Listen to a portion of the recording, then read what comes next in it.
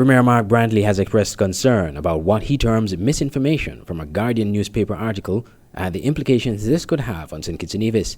The article suggested that a sanctioned Russian national Andrei Pavlov used a St. Kitts and Nevis passport to travel to 70 countries within the EU. However, there is no evidence Mr. Pavlov has a St. Kitts and Nevis passport, though he reportedly sought one through the country's Citizenship by Investment program. 2 European MPs have written to the European Commission President calling for visa-free travel to Europe for St. Kitts and Nevis passport holders to be revised. But Mr. Brantley, speaking at his monthly press conference recently, was very critical of the article, noting that he was interviewed by the reporter who wrote it.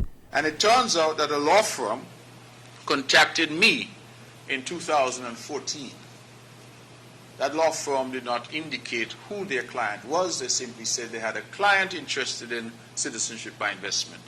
I think, as all would know, I have not practiced law since 2013, when the Concerned Citizens Movement won the government and I became Deputy Premier.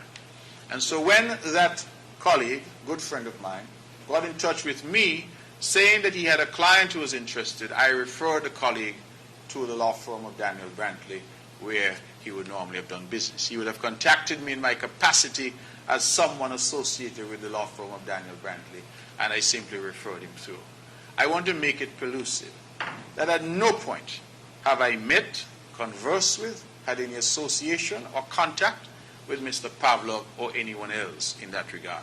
Mr. Brantley also slammed the EU for failing to detect Mr. Pavlov's travels despite the sanctions against him.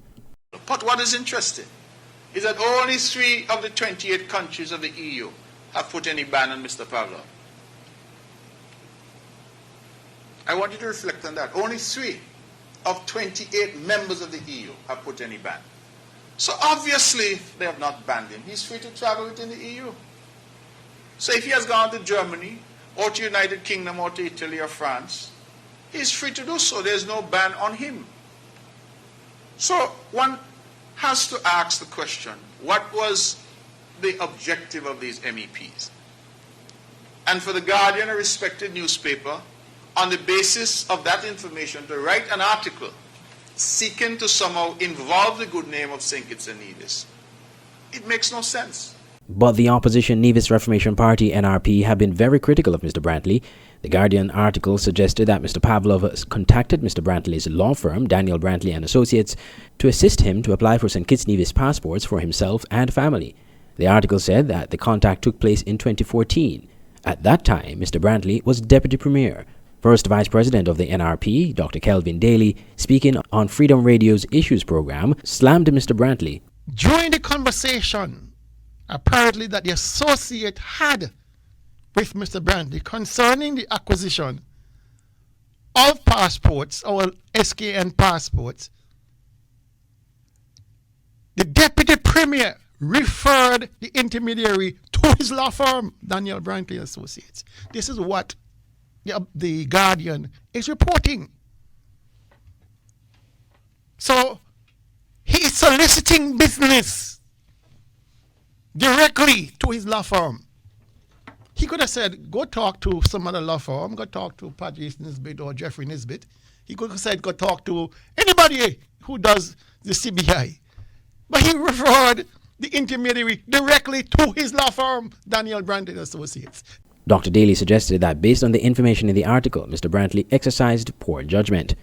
All he had to do was Google the name. I did it, and 2 seconds I had information. This man was on blacklist prior to 2014. He was not on a blacklist in 2014 alone. Prior to 2014, he was on the list. And here is our Deputy Premier soliciting business from him. And now he's on Facebook defending, trying to get ahead of the story and say he never met the gentleman. The deal never came to fruition. Premier Brantley stated that there was no evidence that Mr. Pavlov attained a St. Kitts and Nevis passport through the Citizenship by Investment program and that he was never a client of his law firm. Prime Minister Dr. Timothy Harris was also critical of the European MPs for expressing concern about St. Kitts and Nevis' visa-free status based on inaccurate information. Mr. Brantley, who is also the Minister of Foreign Affairs, said he will be responding to the letter from the European MPs pertaining to visa-free travel. Andre Huey, SKN Newsline.